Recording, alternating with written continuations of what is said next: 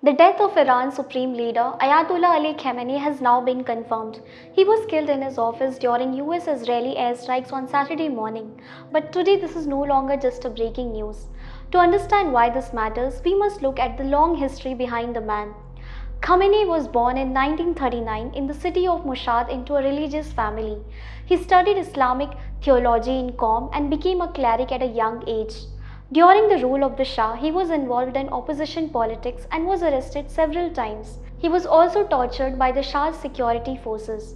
In 1979, the Israeli Revolution removed the Shah and the Islamic Republic rule under Ruhollah Khomeini arose. Khamenei was not the main face of the revolution, but he was part of the inner circle. This helped him rise quickly in the new system. In 1981, he survived a bomb attack that damaged his right arm and affected his speech. That same year, he became president of Iran. He served 2 terms, from 1981 to 1989, during the Iran-Iraq War and the early years of the Islamic Republic. In 1989, after Ruhollah Khomeini's death, Khamenei was chosen as supreme leader. This was a turning point. The supreme leader is the highest authority in Iran. He controls the armed forces, the judiciary, state media, and key political bodies. Elected leaders operate under his supervision. At first, many senior clerics did not see him as a strong religious authority. However, over time he built power through institutions rather than personal popularity. He strengthened the Islamic Revolutionary Guard Corps, which became central to security intelligence and large part of the economy. Through the 1990s and 2000s, Iran's political system allowed elections, but major decisions remained with the supreme leader. Reformist movements tried to change the system, but their power was limited. In 2009, mass protests broke out after a disputed presidential election. This became known as the Green Movement. Security forces suppressed the protest and many activists were arrested. Foreign policy under Khamenei focused on resisting the United States and Israel. Iran supported allied groups in Lebanon, Iraq, Syria, and Yemen. This increased Iran's influence across the Middle East and also increased tensions with Western countries. The nuclear program became the main international issue.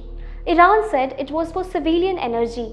Western governments feared it could lead to nuclear weapons.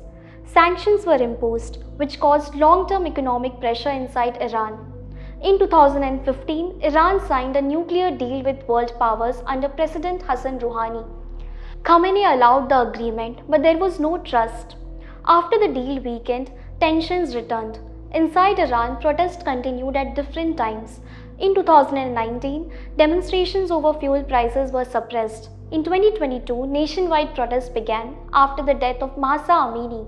She had been detained by the morality police for allegedly violating Iran's mandatory dress code. She died in custody after reportedly being beaten, although authorities denied responsibility. Her death triggered widespread demonstration across the country. Security forces responded with arrest and violent crackdowns. These events increased public anger against the political system. By the mid-2020s, Iran faced economic crisis, international isolation, and growing internal unrest. At the same time, conflict with Israel and the United States increased, including strikes on nuclear facilities and military targets.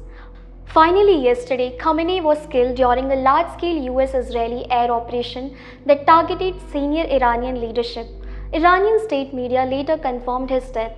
His rule lasted from 1989 to 2026, making him the longest-serving leader of the Islamic Republic.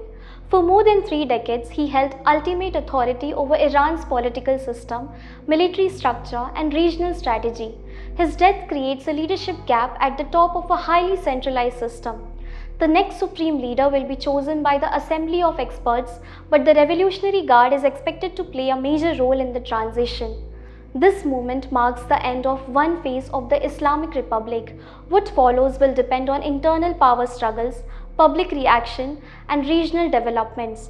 The history of Ayatollah Ali Khamenei is therefore not only the story of one man, it is the story of how Iran's political system functioned for nearly 4 decades and how power was organized at the highest level.